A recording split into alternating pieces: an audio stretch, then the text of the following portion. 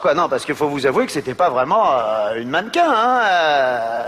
Non, attention, non. Je vais un peu loin, elle était pas moche. Non, non, non, non, non, non, non, non, elle était pas moche.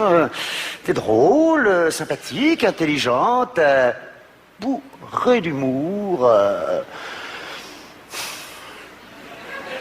Non, elle était moche. Elle s'appelait Sandy. Une américaine, typique. 200 kilos. Enfin, là-bas, ils disent 350 livres. Waouh, belle bibliothèque.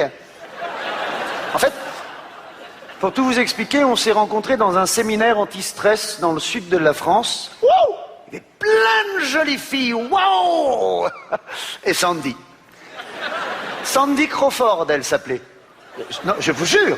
Sandy Crawford. Vous savez, je me suis dit, c'est incroyable, parce qu'il y a des fois, on a l'impression que la nature s'acharne. C'est vrai, on a l'impression qu'elle choisit quelqu'un comme ça, là, et qu'elle se dit, toi, tu vas en chier. En fait, on s'est rencontrés le premier jour pour une balade en canoë. Alors oui, une balade en tracteur, ça n'aurait pas posé de problème. Alors, si vous voulez, ils ont tiré les équipes au sort, et moi, je suis tombé sur Sandy. Mais au début, je ne savais pas qui c'était. Moi, on me dit, Franck, tu partages ton canoë avec Sandy. Hey, on n'est que tous les deux? Ah oui. Pas plus de 200 kilos par canoë. Et là, Sandy est arrivée. Ah, d'accord, ok, j'ai compris. Bonjour, je m'appelle Franck. Je t'embrasse quand même.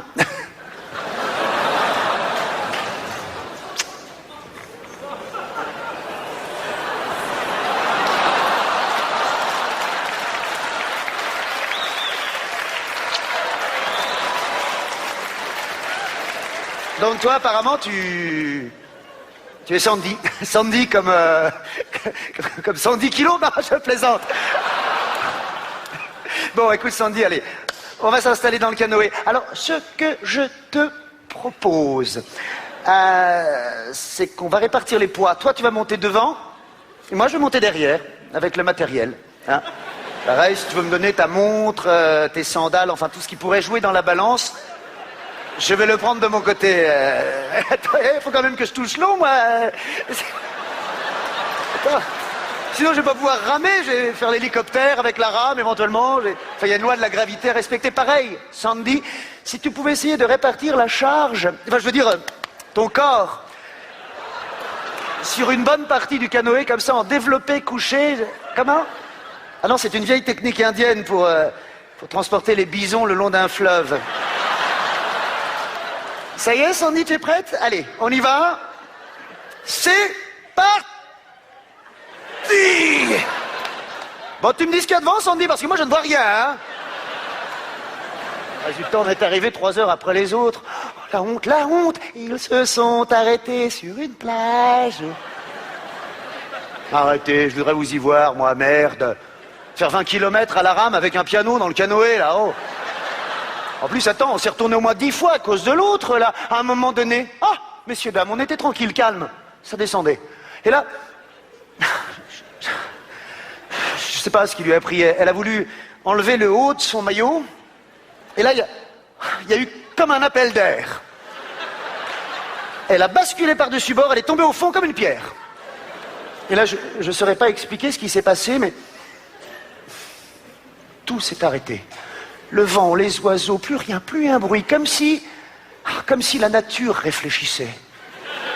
Comme si la nature me disait, attends, je réfléchis si je la remonte. Au bout d'un moment, la nature ne prenant pas de décision, j'ai plongé. 45 mètres de profondeur, sans tuba, a cappella, messieurs, dames. Alors j'ai plongé comme ça. Ah, c'est la partie de mime que je préfère du sketch. Bah, il est bien évident que je ne peux pas utiliser les 2 jambes, sinon je me casse la gueule. Hein. Mais on comprend bien que je suis en train de nager, hein. On voit bien que je suis pas en train de creuser un trou non plus, c'est ridicule. Donc là, je suis arrivé au fond, comme ça. J'ai essayé de l'attraper, de la tirer par son pantalon de jogging rose. Ah, impossible. Elle s'était enfoncée dans la vase.